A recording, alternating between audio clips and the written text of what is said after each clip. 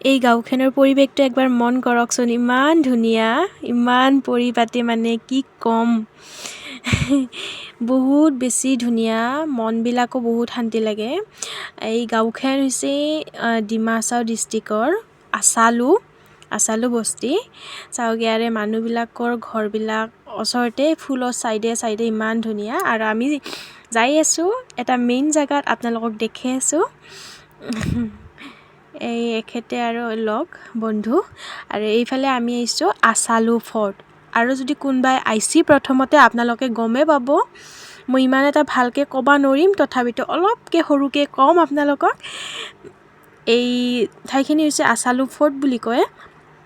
মানে ব্ৰিটিছ শাসনৰ অন্তৰ্গত নগাঁও মহকুমাৰ মুখ্য কাৰ্যালয় আছিল এইটো।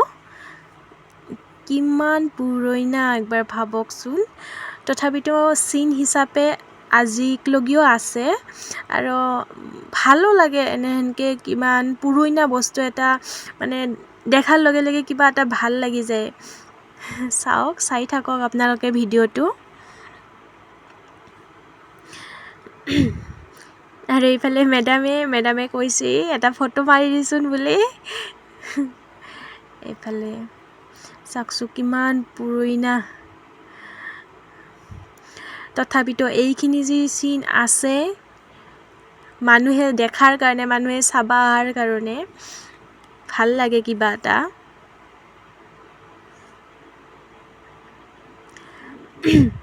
এইবিলাক আৰু এইফালে পিছফালে এইখন বোম ফিল্ড বহুত ডাঙৰ।